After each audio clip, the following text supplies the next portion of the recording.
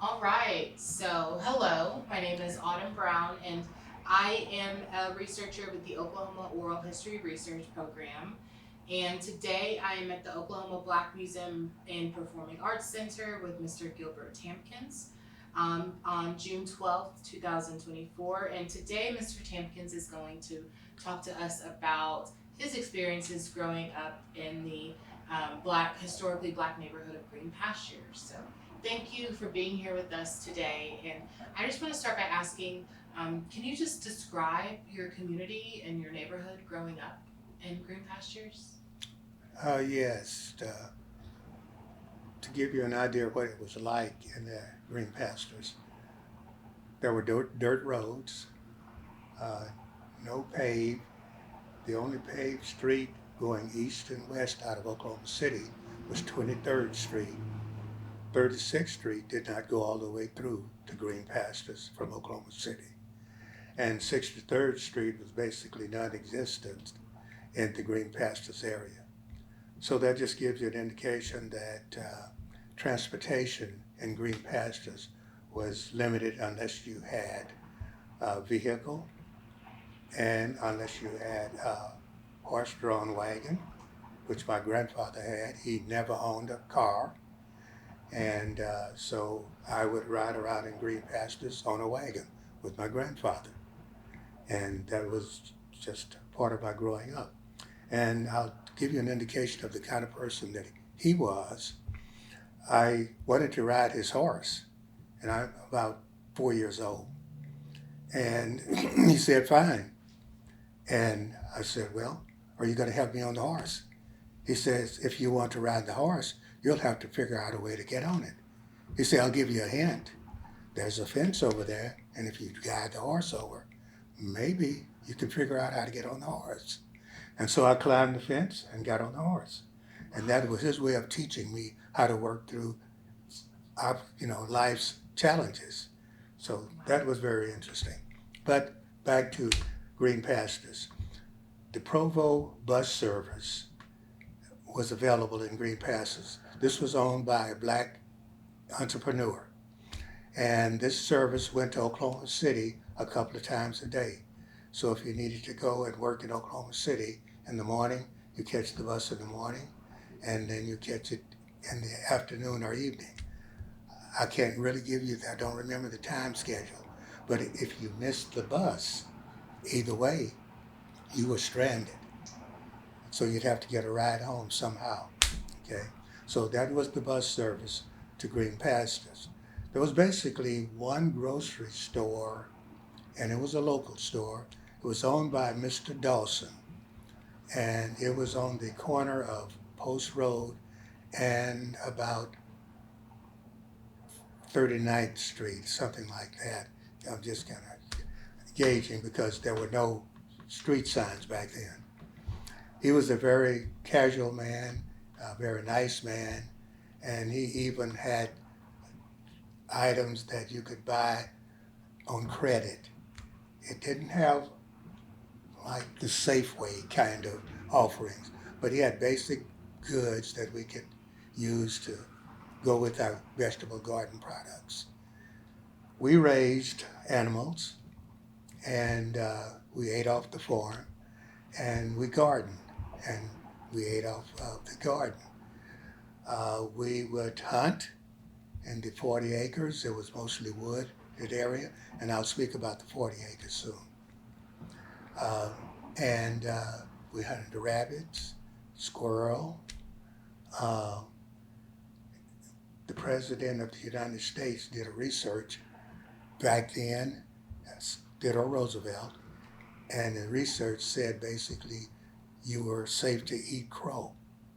So we would shoot crow and we would eat crow as a part of our diet. Okay. So with that, that was what our family grew up in. I had, I have two brothers, four sisters. Uh, they're all deceased except my younger brother now. And we were staying on 5 acres of a 40-acre plot. The 40-acre plot was purchased by my grandfather, and my grandfather was quite a wonderful man. He learned a lot about carpentry when he grew up in Mississippi up through the age of about 18. His father was the son of a plantation owner called the Bell Plantation in Tupelo, Mississippi, and his mother was a black slave. So my great-grandfather grew up in what they would call an extension of the big house, not quite in the house, but a little serving quarters. And by doing that, he was able to pay attention and listen to the family children learn and what they were taught, talk with them, and then he was also able to pass that on to my grandfather. So the education of my grandfather was what he received from my great-grandfather, as well as playing with the next generation of the Bell family. When my grandfather was 18 years old, he was asked to start calling his kin, who was about his same age, sir, because they were adults then. And he said he refused to do it. And so they attempted to kill him. They attempted to drown him. And that didn't go well. He was able to get away. And some of the people who had a few coins put them together and put him on a train, were able to get to the train, put him on a train and said, take this young man as far as this money will go. And the money took him to Wellston, Oklahoma. Wow. And so he got off the train in Wellston and started looking for ways of making money. And he worked for different people who had farms and property in Wellston, Oklahoma. And he did that for a few years. And he was able to survive living in barns and what have you in Wellston. After that, he decided to move from Wellston, and he moved to Arcadia, Oklahoma, and worked for people in Arcadia, and eventually moved to Oklahoma City, where he started really promoting his trade of carpentry, and he was really good at that. Matter of fact, the early church of the Church of the Living God on 4th Street in Oklahoma City was, he built the church, helped build the church, built the pews in the church, and he attended that church for years. And of course I attended it too for a while. Bishop Pfizer was the chief bishop of that church at that time, who is now deceased. Okay, so then my grandfather owned this 40 acres, divided it up so that each of his children, he had 9 children, could have 5 acres of the 40 acres. And a part of that 5 acres is where I spent most of my childhood. I was born in Los Angeles, California, because my parents moved to California.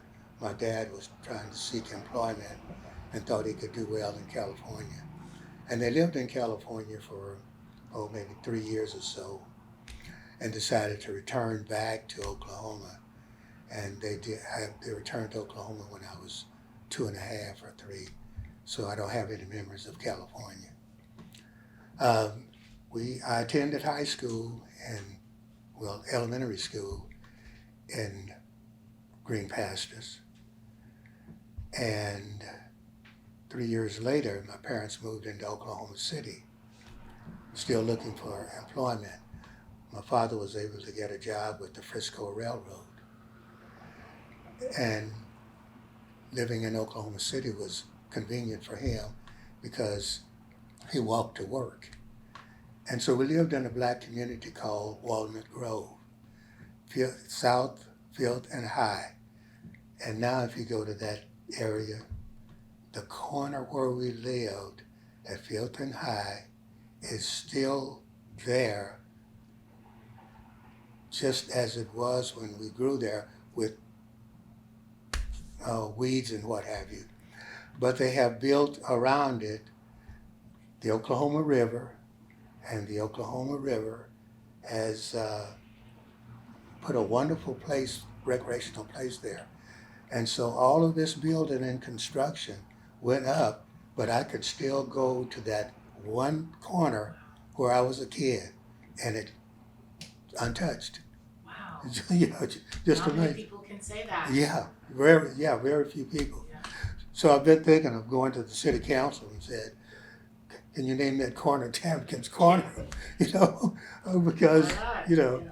but anyway, so we lived in Walnut Grove for several years, up to my 7th grade year of school.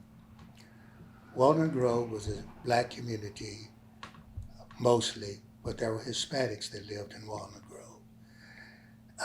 The county line stopped right at the corner of Filton High, but there were neighbors that lived south of Filton High, and they were basically Hispanic people. And they lived in corrugated houses, cardboard with whatever boards they can find, and that's the outdoor toilets, no water. My parents were kind enough to let them come to our house because we were the last house and get water. And that's what they used to and so what a great thing that, you know, and of course, I'm sure he had a nice sized water bill, but he did that anyway. So anyway, we lived in Walnut Grove until about my 7th grade year or 8th. And then we moved into Oklahoma City. And at that time, I was in junior high school, middle school, and finished the 9th grade at Oklahoma City Douglass on Filton High. And I just had this urge to want to go back to green pastures. I loved the rural area. My younger brother, who was a year and a half younger than I, did not want to make that move, and he really protested. But however, my parents still had property on Post Road, and they decided, well, we'll just move back to the property on Post Road. And that's where I enrolled in Dunjee High School, which was a black high school in the area. And I graduated from Dunjee High School in 1957. Wonderful experience. Douglass was such a large school. Many of the grade schools, or black grade schools, fed into that one high school. So you had a good population of black students who were attending Douglass High School. And the classes were like 63 to 69 students in a class. And so therefore everyone could not get reached the way it was important for them to. And so some of us fell behind. Going to Dunjee High School was a great thing for me because we had a class size of 15 and 16, and it just turned my learning around, and I excelled and became an honor student and went on from there. Green Pastures was a community that you knew mostly all of the families, and the Smith family, the Lustus family, the Cummins family, the Andersons family. They were just predominant families in Green Pastures. And of course, many of them grew up from kindergarten to high school, and it was like a family. They just knew each other, shared whatever they had as a resource. And it was kind of a nice, close-knit family. However, I had been away for about 8 years. And when I returned, it's kind of like I had to be reaccepted into the Green Pastures group. And they did. It was very nice about it. So one thing about the school is that the Green Pastures Public School received materials, books and references and so forth for the students. But a part of that was getting material from the predominantly white or white school systems. And when we would get the books and the resource material, if it was known that it was coming to Dunjee High School, there were inscriptions written in the books. And so our teachers gave us the job of kind of covering that up with markers and so forth. They were not very nice things that was said, but it was a way to get an education.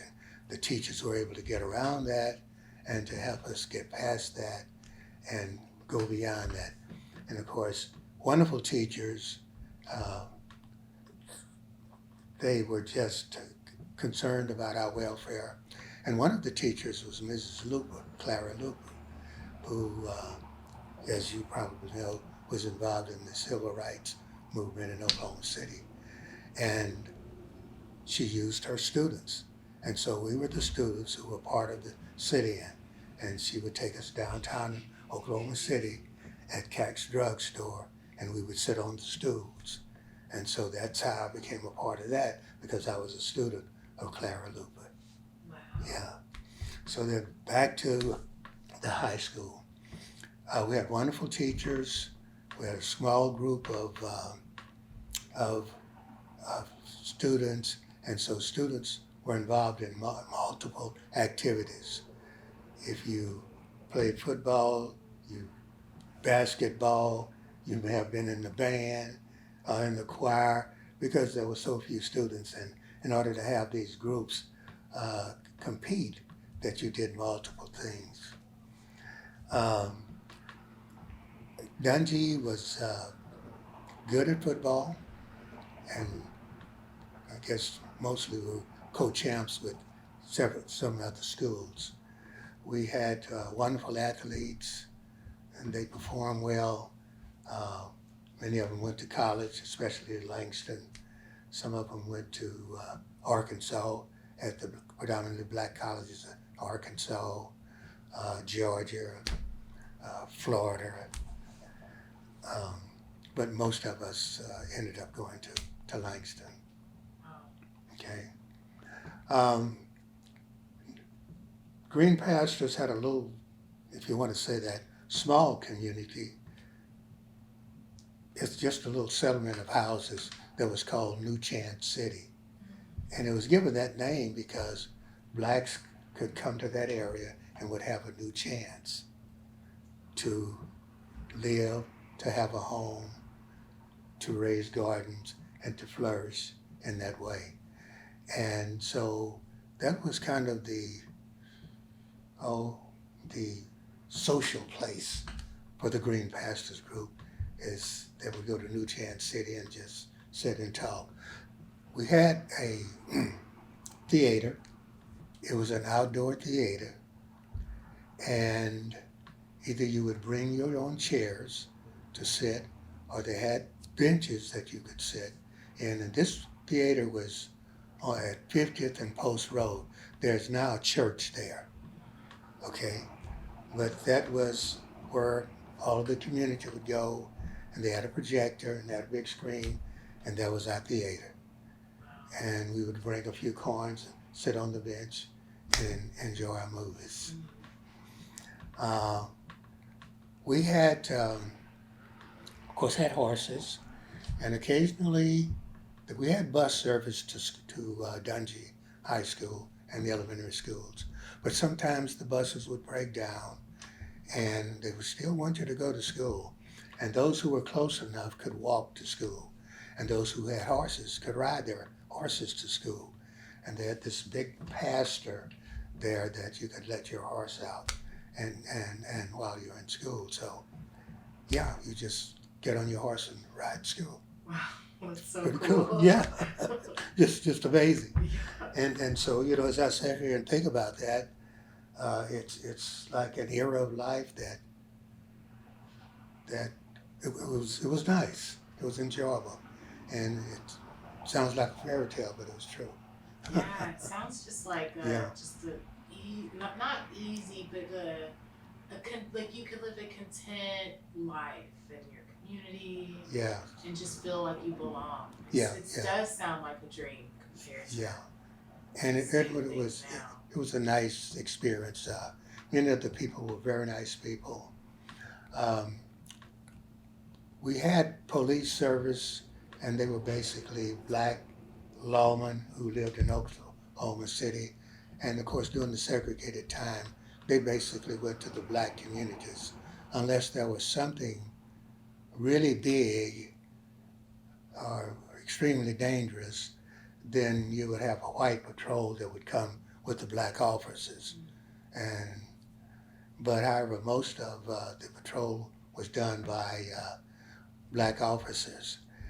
And if it was minor infractions, they would just talk with the people and you would go past that. And that's what mostly everything was then, minor infractions. Occasionally there would be something major, like a shooting or something like that, and someone would get arrested. But most of the time, it was just minor infractions because people got along pretty well. The mail service for Green Pastures uh, came through Spencer, Oklahoma. Spencer was kind of the large town that serviced Green Pastures. I'm glad you made that distinction because I often loop Green Pastures and Spencer together, so they're Yes. separate. They were there, yes. Okay. Yeah, they were separate back then, and but the mail would come to Green Pastures through Spencer, Oklahoma, and they had a carrier that would come and deliver mail and put it in the postal boxes.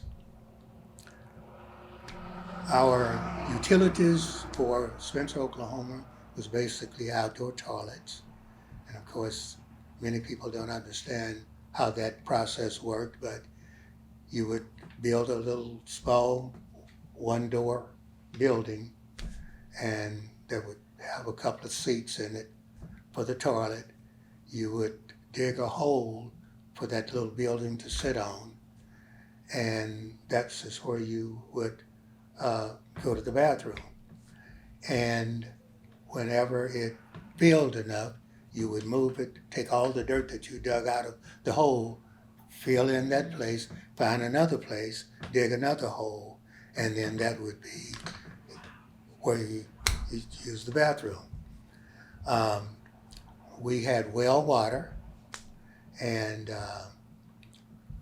this when the weather was warm, and we had little sheds at our home, we would take a tub, metal tub, put it on top of the shed, put water in it. The sun would heat the water, and then we'd had a siphon hose that we'd just get up under and siphon the water and take a shower. Yeah. If it's That's ingenious. yeah, and if it's during the winter, of course we would heat the water, and we'd build a fire outside and heat the water, and then take that hot water and take it in and put it in the tub, and so that's how we would bathe. Okay. We first had electricity in my 11th grade year at Dunjee High School. We just noticed that this big truck was coming down Post Road, and they were putting a line in, and we realized that they were bringing electricity to Green Pastures. But otherwise, we had coal oil lamps, and that's what we used as our light until we had electricity. So that was very interesting. We had propane gas to heat the house, but basically we used firewood, and we had what you call a potbelly stove, kind of a round type stove with 4 legs, and there were plenty of wood, so we would cut wood and have heat. Since we only had the one potbelly stove, everybody would sit around the stove, of course, to get warm, and then you would go into the different bedrooms, and it would be cold in the winter, and of course it would be hot in the summer. So of course, we'd have windows up and screens on the windows, and that's how we had the ventilation coming through on that. The house that we lived in, my grandfather basically led the building of the house. And when I was in the 10th grade, my mother wanted to expand on the house, and I learned to build because my grandfather said, your mother wants to have 2 rooms on the house. I'll come up, I'll give you some instructions, but you're going to build the 2 rooms. And so as a 11th grader, 10th and 11th grader, we added 2 rooms about the size of this room here, from the foundation, the framing, filling it in, sheetrocking. So I learned a lot from my grandfather. Yeah. Putting a roof on, putting the shingles on the roof, putting the doors in, the windows, and just amazing what the man taught me. Truly. Yeah, just amazing. Do you still build things, or did you go to college wanting to kind of expand on that? Like, how did that kind of transfer, throughout your life? Well, it transferred in that what he helped me to do is problem solve. And you can see something and look at it and figure out a way to expand on it, build it, but you problem solve. And that's one of the most wonderful things and even in my occupation as I was older, you still learn to problem solve. It wasn't building a house, but it was building concepts. You problem solve. And that was just amazing. Yes. Wow, that was so cool. Is the house still standing? The house is still standing. It's on Post Road and it's still there. And they did a pretty good job. Yeah. Yeah. I see it. It's Yeah. still there, yeah. Yeah, it's pretty good. Of course, he said, if you build it right, and so I would try to shortcut a few things. He said, you'll have to take that apart and try again. And of course, the wood that we had to build a house is important. My dad worked for the railroad, as I told before, and he had a truck. They call it 3/4 ton truck. And we would go in the summer times and do our jobs. And we would cut lines and we would go and haul trash from people that said, you could drive by and that said, trash, can you haul this off? And what have you. And sometimes there would be wood in the trash or some stones or what have you. And you do that enough, you collect enough wood by saving it, and that's what we would use to build a house. And of course, you have the job of taking the nails. You have to take the nails out of all this wood and set it out according to whether you want it on the siding or 2x4s for framing or whatever the case might be. So we had enough wood stacked up in the yard that we could build that house. And some of it, like the windows, we were able to buy those and put the windows in. And so that's where the wood came from to build a house. Wow. Yeah, and just amazing. So you can see as a kid how much you learn by doing that. Then another thing that you learn is my father, his first car that he had was a Ford truck. And I'll tell you a little bit about his life shortly. And it was an old Ford truck. And back then, you didn't have the push button starters. You cranked the car from the front. You would get out and crank it and turn the engine to start it. And then once it started, you put the gas pedal, push the gas pedal, and the car would run. Oh, wow. Yeah. I've never heard of Yeah. Wow, okay. So I was not strong enough to crank the car, but I would get inside as a 8-year-old, and he taught me how to push the gas pedal to make it go. And he would crank it, and I would push the gas pedal. And that introduced me to learning about cars, Mm-hmm. you know. And when I became a little older, then I could crank the car because it had such a pressure about it that if you crank it, it would recoil. And so you had to be really careful about that. But at any rate, later on, my father had a more modern truck, not new, but more modern. And we would use that, go with him to cut yards, do little small projects and what have you. And when I was 16, you could get a driver's license at 16, more than a permit. And I started driving at 16. And then I would drive and go do the projects because he said, I've got to go to my job, but you know what to do. Go and do the job. And remember, do the job well. That was his, they all told it, don't do it halfway. And so I would do the job that a man would do and bring all of that, haul it all back to Post Road and unload it and stack it and what have you. Wow, So that was a part of my learning process. that's incredible. Okay, now let me see if I can take you back to my father, my parents.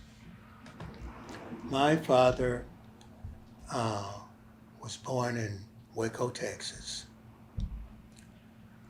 His mother grew up in Fort Worth, Texas. And when she became older, she moved to Waco, Texas. She married a man that came from out of the United States, and we have not been able to nail this down. Just like other people come to the U.S. for a job, he came to the U.S. for a job. It is said in family history that it was an island, came from a chain of islands, and he didn't speak English very well, clearly. So information was not passed on enough that we could understand where that came from. And things weren't documented then. So I'm just telling you something that is kind of hearsay. So she married the man and he died. She moved, my grandmother then moved from Waco, Texas to Oklahoma.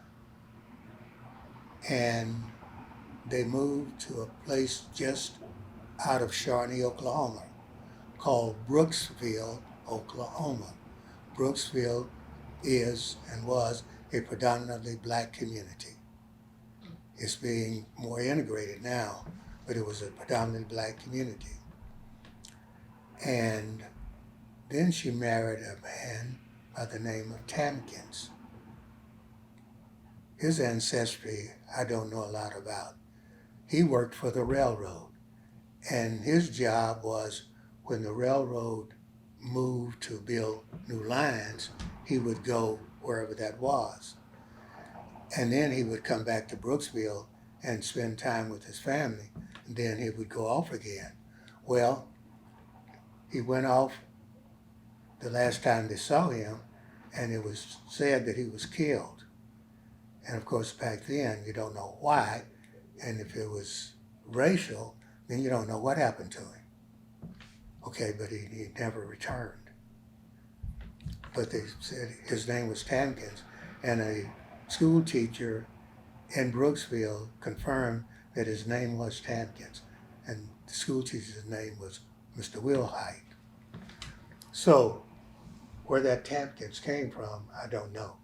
But there are also Tampkins in Europe, Tampkins in eastern Oklahoma, and we've made some connection, but anyway, but there are a few Tampkins, because people want to say, like when I was, and I first went to school, public school, and the teachers were asking us to give our names and spell it. I spelled Tampkins, and my teacher said, "You're not spelling your name right. It's Tompkins." I said, "No, ma'am. My name is Tampkins." She said, "Son, it's Tampkins. You got to change it to no." I said, "Oh, I'll get my mother here, and we'll get it straightened out." So my first challenge was, you don't know how to spell, kid. You know. You're in your own name, no less. Jeez. Right. Well, yes, I do. Yeah. But anyway, so, but back to this. So my father, having lost his father, they had an older brother. There were three brothers. And the older brother of the Tampkins joined a group of men, and he took a job with the railroad. And he went off, and he was killed. Okay, some dangerous times. So my Uncle Walter and my brother, Uncle Walter was 17, my father was 14, decided that they were going to leave Brooksville, Oklahoma, and go into Oklahoma City, and they did. My father had a 4th grade education. My Uncle Walter had a 7th grade education. And they moved into Oklahoma City and got work. And they lived in a boarding house for quite a while. But my grandmother stayed in Brooksville, and she eventually passed. And that's where she's interned, in Brooksville.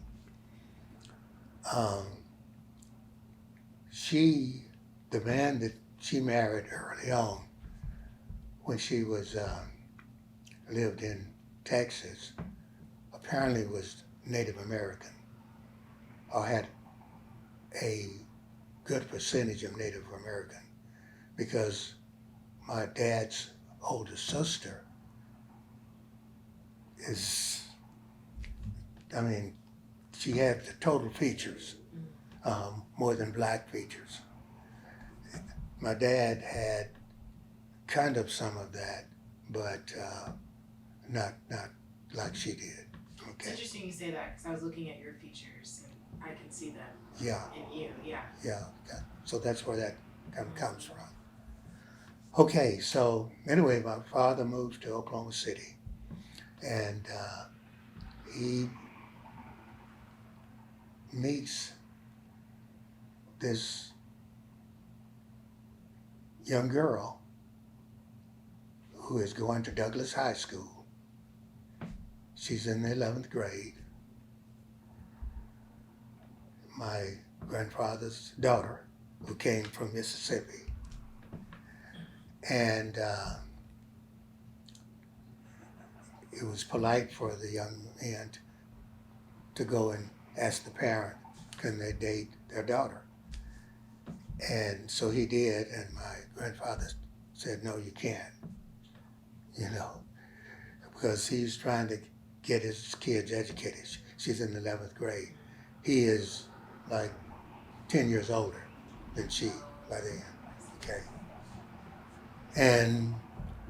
But as things happened, he still cared for her, or was attracted to her, and when she would leave school, he would just kind of follow her and talk with her when she would leave school and go home.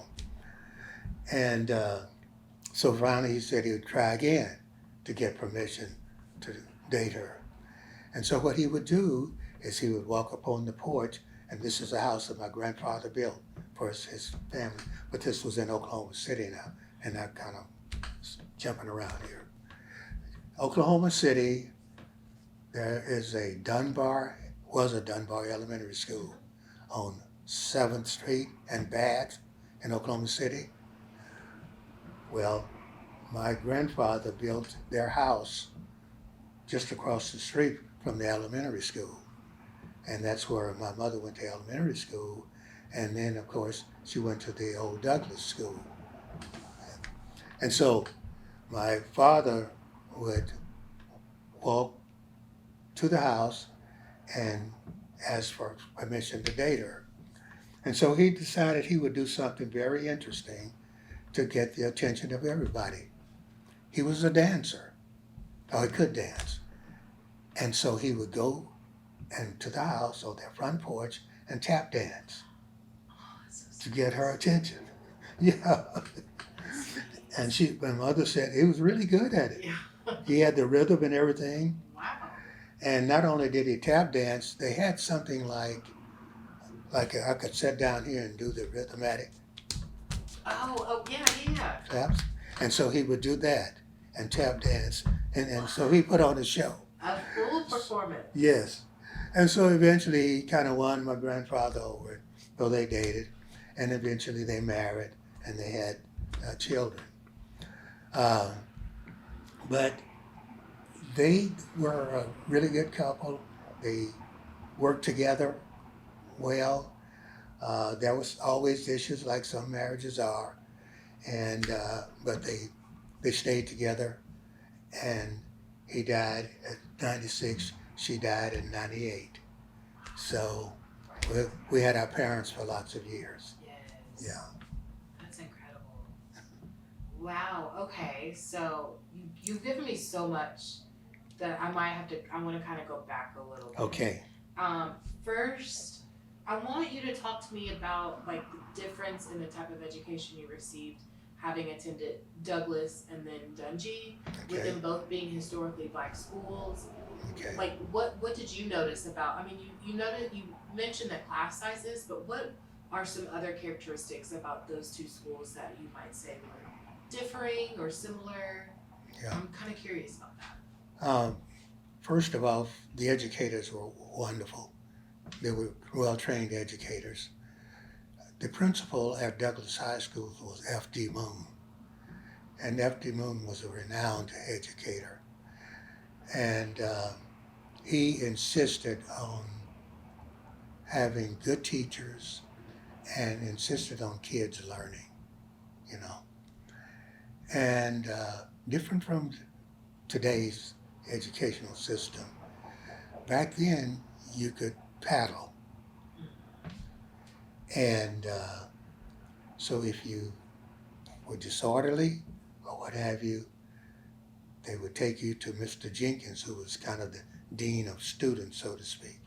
And Mr. Jenkins would do the thing, you know, he would paddle you. And it wasn't necessarily about not doing your work, but it was about being disorderly or something like that. So that was allowed. And the girls would be paddled by the gym teacher, the female Mrs. Alexander.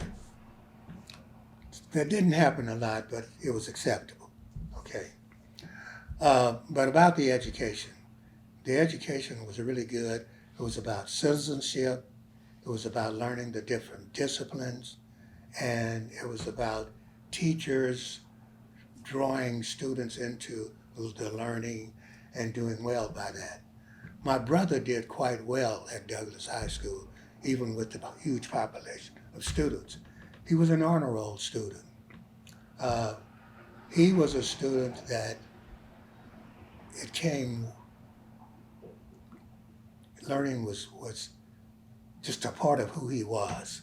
And it was really great. I was more of a visual person, and he was both academic and visual. So he was an excellent student, and I will say this while I'm speaking of students. My brother was one of the few students when OU was integrated. The teachers sought and selected several students to be enrolled at OU because it was the first year, and my brother was one of those students. Wow. Yeah. What's his name? Leonard Tampkins. Leonard Tampkins. Yeah. Pontius, she knows him. He and her brother graduated Douglas at the same time. Yeah. And so he was selected as one of those students because of his abilities. And he ended up not finishing because you had the challenge. This was the first group of Black students, and you had that challenge of staying there and putting up with the opposition of them being there. He joined ROTC, He did well as a ROTC student. But then something happened, and all of those students received a draft notice. And why just them? All the chosen Black students? A draft notice. And so they were drafted, and he went into the Army. Oh my gosh. Yeah, And this was World War One? this was Vietnam War? Korean War, between World War II and the Vietnam War. They had the Korean War. Yeah, and so he ended up going to Korea. But Everything turned out he was okay. everything turned out he was injured. He was crushed between some tanks and what have you, and had to have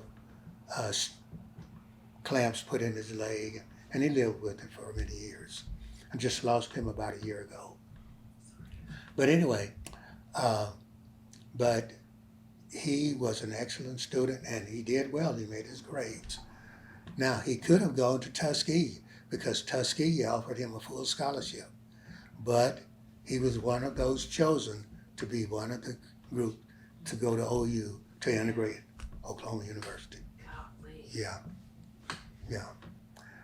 So anyway, back to the that gives you an indication of the quality of education you could get at Douglass High School. Very smart individuals, very capable individuals, and many of them went on to do wonderful things, having great careers, and being educators, doctors, lawyers, whatever the occupation they wanted to go in. And of course, they would have to go off to school someplace to get that. A number of students at Douglass would go to Wiley College, Morehouse, schools like that, to get their degrees. Many of them, of course, would go to Langston to get their degrees as well. The comparison between the Douglass experience for me and the Dunjee experience is that it was a smaller institution. You had more greater interaction with the teachers, which I needed. Many students don't need that, I was a student that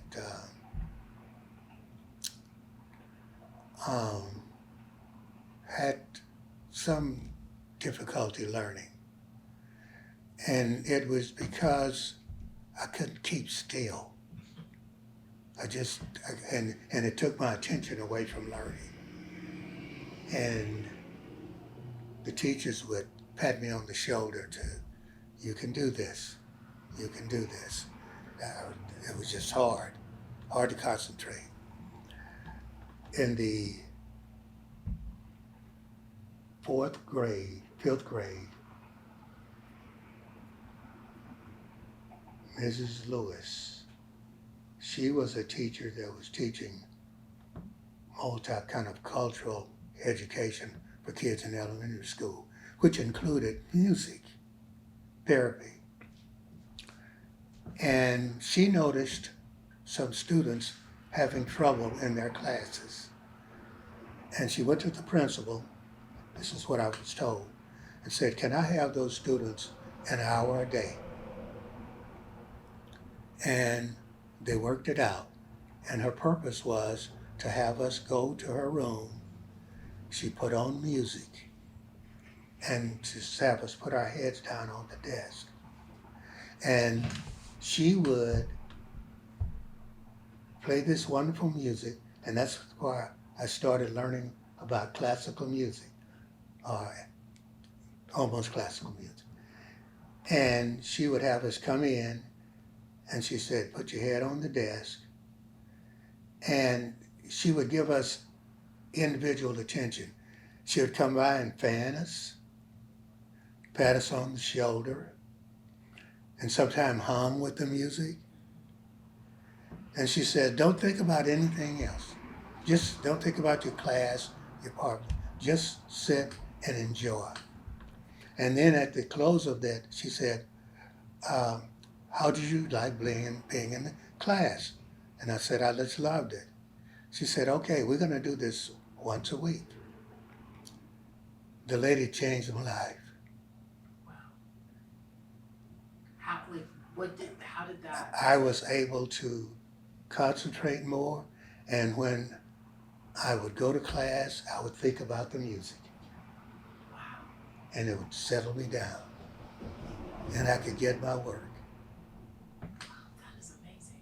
And I progressed so well in my math that I caught on to math.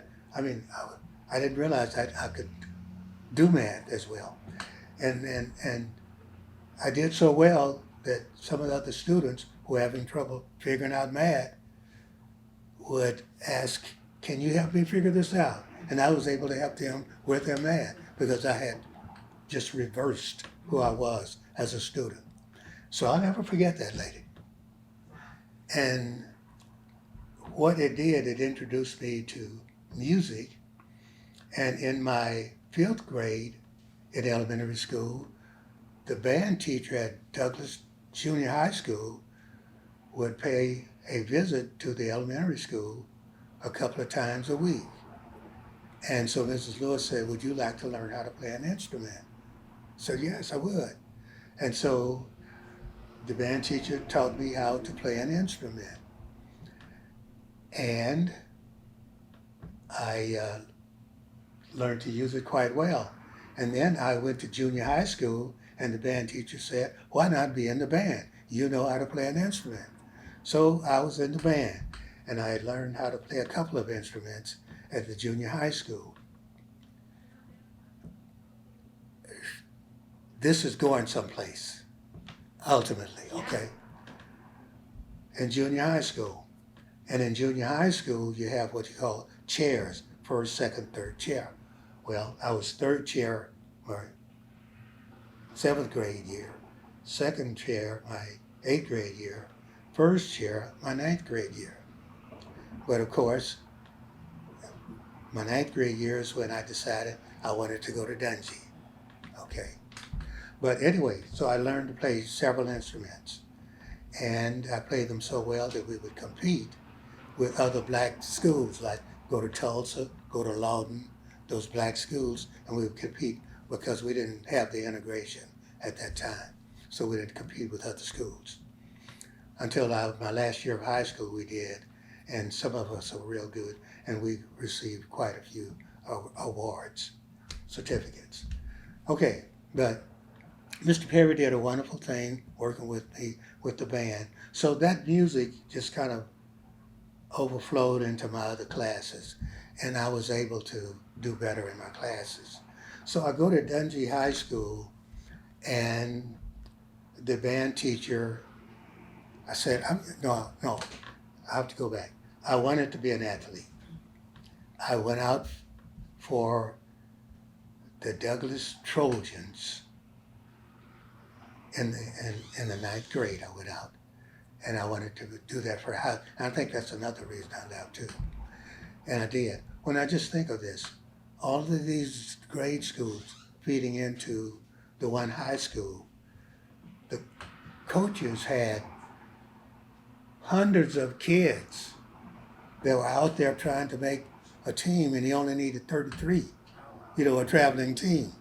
So you had all these kids trying to be a Douglass Trojan, and many of us just were out there and didn't know what we were doing. So in the process, I was hurt. I got hurt as a freshman, and really, really bad. And my mother said, that's it. No sports. Well, I figured, I'll try it again the next year. That's it. No sports, no sports. Okay, I'll keep going. Let me keep going. Okay, so I leave and I go to Dunjee High School. I wanted to go out for the football team. Emphatically, no. It's not going to happen. Okay, so I said, okay, my next choice is the band. I can play instruments. And so I joined the band. And I played a couple of instruments for the band teacher, Mrs. Smith. My junior year, she expanded me to play an additional instrument. So I went from fingering instruments, horns to saxophone. And I played that because the concept of music, Mrs. Lewis had put it in my mind, and I could apply it to just learning the mechanics of the instrument. Okay. And then in my last year of high school, the band director said she wanted to make me the drum major of the band. And she did. But I said, I cannot graduate without playing football. I have just got to do this. My parents are going to not like it, but I'm going to do this. And I did. After I joined the second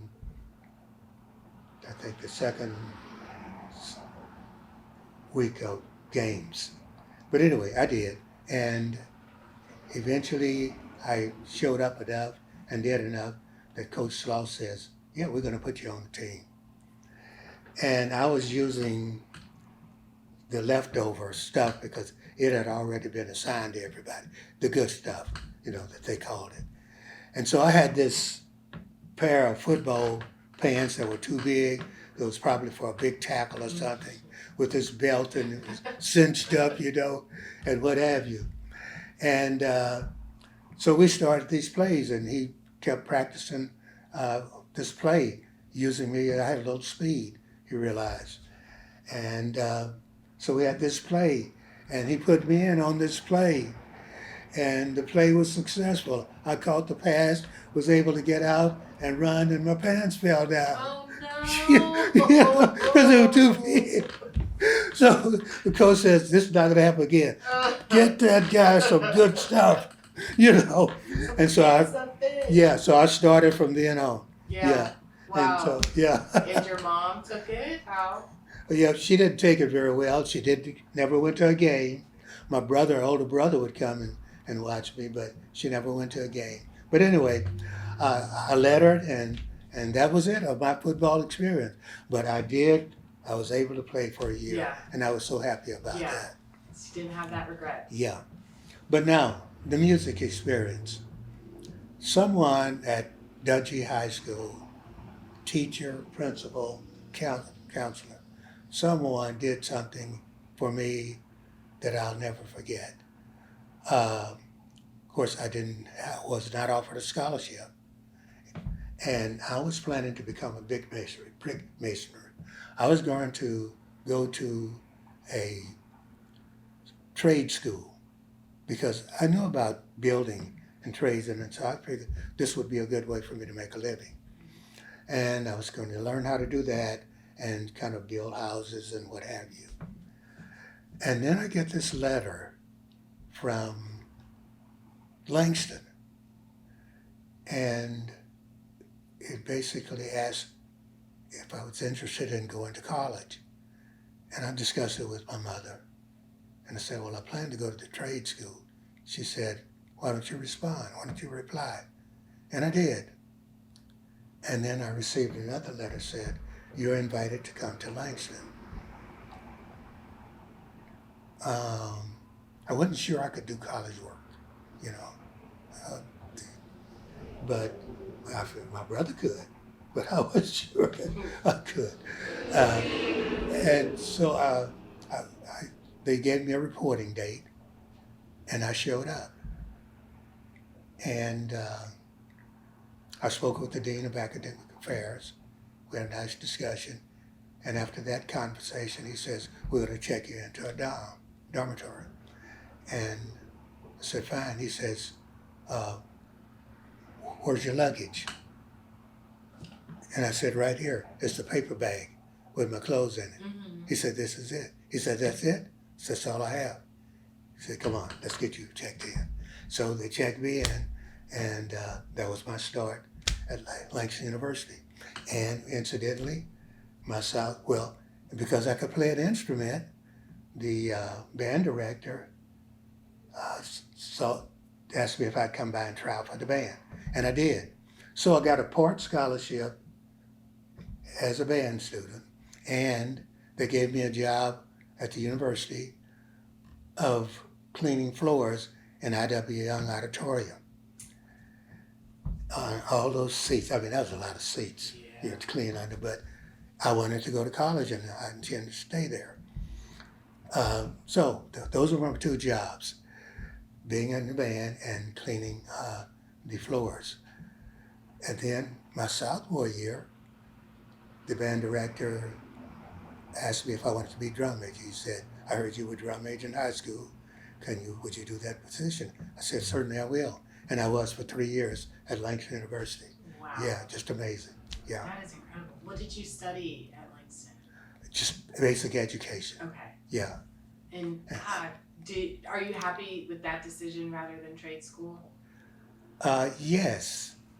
Yes, because it led me in a direction of occupation and work that I never thought that I would have, I would experience. And I'll talk about that soon. So then I graduate from Langston, and I want to drop something here. I want to say something about events that took place, undercurrent events. On black colleges then, there were people who would visit the college, sometime unannounced, that we weren't aware that they were doing that. And it had something to do with security, just checking out the black schools to see who was doing what and who wasn't doing what. And it was coming out of a federal agency. And I don't know the details about it, but I'm aware it was discussed that people were being watched. I didn't know that. That's right. And that's kind of something you may want to. This was at all HBCUs, all HBCUs were kind of under this? I don't know if it was at all of them, but it was at Langston and a few others that I heard about. Just to make sure that we were doing what we were supposed to do, I guess, as black people. Yeah. Okay? So I don't know much about that, but as a student, the dean, told us that we were being watched. Wow. Yeah. How did that make you feel? I mean. Not very good. Yeah. Yeah, not good at all. So who were these people? Well, we don't know and didn't know. And also, I'm wondering, how were you supposed to behave or act? What was that supposed to look like? Yeah, I don't know. But let me give you kind of an experience that we had. I want to go back to high school. I had an instructor, his name was Mr. Parker. Mr. Parker taught agriculture. And when I was a junior in high school, the school department, and I don't know if it came from the superintendent or where it came from, said that that Dunjee High School needed to offer agriculture courses to the students. Well, we rebelled because we raised everything. Everything that we ate, I don't need agriculture. Right. I know how to, I know how to do all, So, but they said, if you don't take agriculture, you won't graduate. So you have to take the course. Okay, I've got to take the course. But they taught more than agriculture. They taught business principles. They taught civic principles. They taught behavioral principles. That's not as you relate to animals, but other people. And so we did well with the agriculture courses. Okay, so then I go to Langston. And Langston originally was called Langston University Agricultural Technical School. So it had an undergird of agriculture. So you can take a few courses in agriculture while you're in Langston. I graduate, my minor was physical education. And then I took some art courses while I was there as courses. So I graduated from Langston, and I was immediately drafted. So I went into the military, spent 4 years in the military, returned from the military, accepted a job in teaching, and I did that for a few years. In 1973, I received a letter from an associate of mine, and he and I were in college. He was a senior when I was a freshman. And he had a job at Langston University, and his job was over an agricultural program. And the agricultural program was about teaching people off campus, farmers, homemakers, about agricultural concepts that would help them as a farmer or producer do a better job at what they were doing. And Dr. Mosley asked me to come and interview for a job, and I did. I interviewed for the job. I was accepted at Langston University. The job was at Langston, and it was called Agricultural Extension Service. I was eventually promoted to replace Dr. Mosley, who went on to Oklahoma State University and worked in agricultural extension at Oklahoma State University. Wow.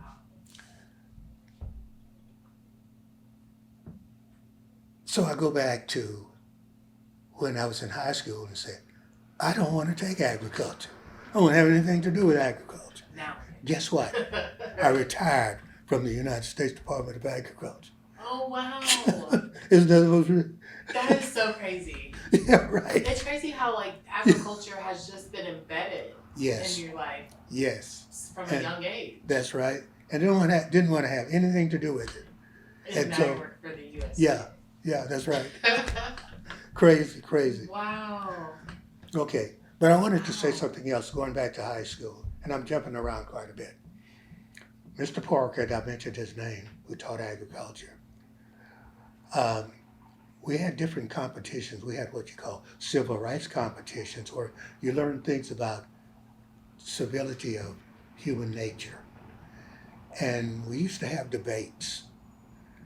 And so we would have debates, and the debates teams would meet at Southern University from different high schools, black high schools. Excuse me. And so we were on our way to Southern University. We were in Conway, Arkansas, and we stopped to get gas. And there were some people, it was in the winter, and they had these barrels, and they had fire going in the barrels. And so these men were talking, and they were different races. And as Mr. Parker finished putting gas in, and he was paying for the gas, and we were getting ready to leave, I noticed that this one black person who was in the group talking would leave and go over to this one barrel. He just laughed and he'd go to the barrel. And I thought, well, what is he doing? Why is he doing that or something? And maybe it was just, he was going to put wood in the barrel or something.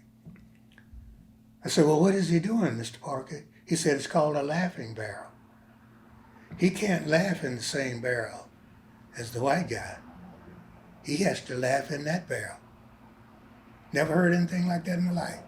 I saw that with my own eyes. And I said, well, why is that? You know, because here Clara Luper was taking us to say, you have a right to not have to be treated like this. And Mr. Parker says, don't say anything. He says, I know you with Clara Luper. Says, we're just getting out of here. And we just left and went on. Wow. You know, I've heard in the past about how black people weren't able to laugh in front of white people, which is why we still see black people run away when they laugh. Yeah. But to have it described in the way that you just described it in. Couldn't believe it. Yeah. Hurt my heart. Yeah. To see that something man. as rudimentary as laughing. Yeah. You can't even do that in the same space. Yeah, that's right. Well, you did mention Clara Luper, and that was kind of one of the last things I wanted to talk about because I actually wrote my dissertation about Clara Luper and interviewed a lot of her students about their experiences in the sit-in. So the question I have is, what was the experience like in the Green Pastures community during the sit-in movement? I mean, was there like what was it like when Clara Luper is activating and organizing all of her students? What was that energy like in the community during this time period? Because it was a black community and some of us had little opportunity to be in an integrated setting, the idea was you need to be prepared for living in an integrated community. Even though you don't live in it and you don't have any contact with it, it's going to happen. So you need to start preparing for that to be able to compete, to be able to have conversation, to be able to uh, fit in, you know, whatever that is. And so Clara Luper her concept was, first of all, we have a right, an equal right, and we should pursue that right.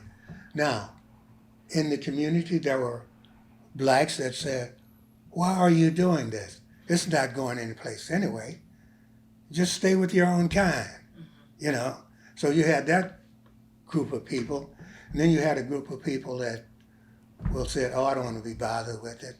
Then you had a group of people saying, let's do something about it. And that's kind of what Clara Luper was. And her challenge was, and as a student, I realized this, that her challenge was convincing even other teachers, we need to do this. You know, we need to get out there and make our statements and bring about a change. And so she was wanting teachers to get involved, and so many of them wouldn't. Some of them did. But the students said, well, yeah, we'll do this. And so she gathered up a group of students, and that's what we did. But it was kind of a multiple set of attitudes about that. And of course, those set of attitude, they impacted students because they were seeing what the teachers were seeing and doing. And so many black students felt that it's a waste of our time. Why do this? Well, it's not only just for the people who are doing it, it's for everybody, you see?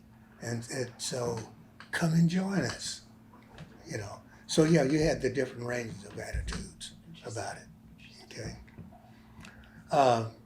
Now, I have other experiences that helped me in life. While I faced segregated experiences, I also had other experiences, and I need to bring those out as well. And it didn't happen for everyone, I'm sure, okay? And it goes back to what I was taught about wherever you are with my grandparents, you know, as a person who knows how to adjust, how to take something and read into it and make it good. Go back to my grandfather. When I was a seventh grader, you know, we didn't have a lot of money. So as kids in the family, you try to get a job. And so I went downtown in Oklahoma City. I read in the paper they needed somebody to get pin setters in the bowling alleys. And you didn't have to be an older teen, but you had to be at least 2. So I was 13. So I said, I can do this. And so I went and downtown to this bowling alley and told them I worked a job setting pins. I said, well, you're pretty small. He said, because it is a rack area where when you set the pins on a flat surface where you bowl, and when they hit the pins, they fall down in a lower pit. You take those pins, put them on a rack, and jump out of the the pen so they can bowl the rest of the balls. So I said, well, I can do that. I'll be careful. And I did. The one thing about it is that the people who were bowling weren't careful enough about this black kid who was getting down in this pit to get these pins, putting them in the rack so that when all the pins were up, I put the rack down, it releases all of the pins, and then I jump out. Well, some of them wouldn't wait until I finished with my pin gathering. And so they would let the ball roll while I was in, and I know it was intentional, because there's this little black kid, you see. And so I jump out of there and they laugh, but I wanted to make the money. The problem was that I never got paid. And I kept asking the guy, so are you gonna pay me? When are you gonna pay me? Is it that I'm not doing a good job? He said, no, come on back. And I go back, but they never paid me. So I spoke with the mother about it. She said, leave the job. He's not gonna pay you. So I did that. Then in the 8th grade, on 8th Street, 8th Street was, the black community was migrating north from like Sandtown and so forth, and South Oklahoma City to North Oklahoma City. And so 8th Street was kind of a business district for black people.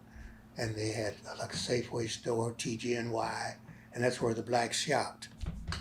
So then I said, okay, I can get a job there. And I went and applied for a job at one of the little quick stores, and they sold beer there and everything. So I couldn't work out front or anything.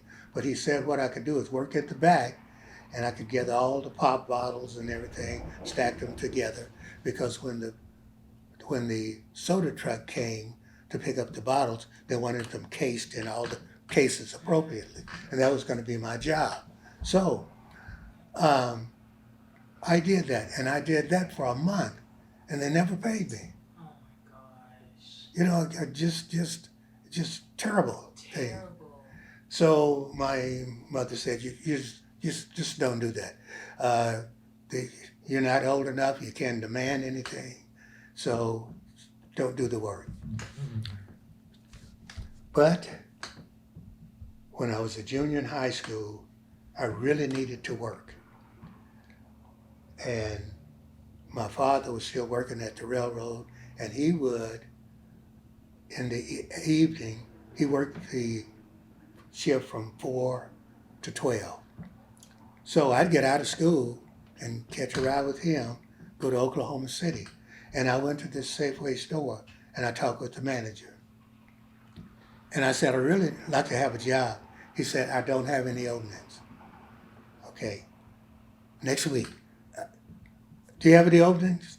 Next week. Do you have any openings? And soon it was about prom time, and the person that was working that job that I wanted to go to the prom. And so the manager of the store says, he said, I'll tell you what. He said, this kid wants to go to the prom, and so you can work these 2 nights, Friday and Saturday night, but that's all I can work you. And he did. And so I worked Friday and Saturday night. And at the end of Saturday night, he said, you know what? He said, that kid just lost his job. Oh, wow. He said, you did more in 2 nights than he does in a week. And I keep trying to get him to do these things. So anyway, I started working for Safeway store, and on weekends, and on some evenings when my dad was going to work, he would drop me off. So I was able to help support our home. It was for a purpose that I was doing this. And when I graduated from high school, and I received notice that I had a chance to go to Langston University, I was still working at Safeway store, and we had a new manager at Safeway. The manager said, you are a good worker. I've enjoyed having you here as a worker, employee, and you should go to college. He said, you should really go to college. He said, I don't have a scholarship for you. He's white. I don't have a scholarship for you. He says, but if you go to college, you can work as many hours as you want because we want to get you graduated. That's the other side of the coin. Yeah. And I have had those kind of experiences that made my life, but I had something to offer. And my grandfather had taught me how to deal with this thing. Yeah. Full circle. Full circle. That's right. That's amazing. Yeah. It broke my heart, those other jobs that didn't pay you, but to see kind of how it came full circle. That's right. Now you have to pick up the hours. That's right. It really kind of makes up for it a bit. That's right. Wow. Yeah. We're at an hour 20. Oh. We've just been, I mean, you've given so much. Is there anything, Andre, can you think of anything? Is there anything like that you would like to end with? We're talking about experiences. I went into the military, went through basic training. I was kept at the basic training site as a PT instructor because when I was at Langston, my minor was physical education, and I was also a gymnast at Langston. And they started that program when I was a sophomore. And the track coach was the one that did that coaching. And he was my instructor as a freshman student, and he just saw something that he thought he wanted to build on. And so, yeah, I just loved it. I could do the trampoline, the horse that you flip around on the horse. I mean, I just tumble and what have you. So I got real good at that. And so my junior year and senior year in high school, instead of cleaning floors, and I was his student assistant. And I would do his freshman and sophomore physical education activities for him. Because he was a scout for the university, and he couldn't always be there to conduct those classes. I didn't give grades, but I just carried them through their activities. So that's what I did for him. Wow. Yeah. And before that, let me go back to one other thing. Working the floors, cleaning floors, and I cleaned those floors. Mr. Cooper was my supervisor at Langston. And he came to me after I'd been doing this for about a semester and a quarter or something. And they call you by your last name in college. He said, Tampkins. I said, yes. Do you like what you're doing? No. He said, well, you just humming and you clean these floors? I think you really like, no. I want to graduate. I'm doing what I have to do. Yeah. So the dean, at the end of that year, asked me to get into the office, and he said, Tampkins, I hear you do a really good job of cleaning floors. He says, and I hear you work hard at it. He says, I tell you what, I'm going to move you up. Yes. No more floors. Goodness. He says, I'm going to put you at the third floor of the library. You're going to clean floors there. Oh. You're right. Later on, he said, I would have paid to see your face. You know. He said, but the reason I'm doing this is because the librarian, sometimes the elevator doesn't work. She can't get up to the third floor. We need somebody that we know is going to do the job, and she'll never have to check behind him. And so it was an easier job. It wasn't as many seats and all of that. And so, but I did that, and I did, the job I needed to do. So I just thought I'd throw that out. Yes. Yeah. He said, do you like this job? No. In fact, I don't at all. Right. But hey, you gotta do what I gotta do. But doing the job, as my grandfather had taught me, each level that I went to, it just moved to another place. Yeah. Same thing in the military, same thing in my occupation. Yeah. Wow. Yeah. I Made a still difference. I think my most favorite thing you said today was about being 4 years old and having to mount that horse by yourself. I think that really kind of set the tone for Yeah. Yeah. a lot Yeah. of your experience. Yeah. move forward. So. Yeah. That's what he did. Yeah. Yeah. And I did have other experiences with him, but that's where it started. Yeah. Yeah. Well, this was amazing. I mean, you gave us so much context about the Green Pastures community. This was an incredible interview. So thank you so much, Mr. Tampkins, You're quite for welcome. sitting down with us today. And we will conclude the interview here. Okay. Thank you. Thank you.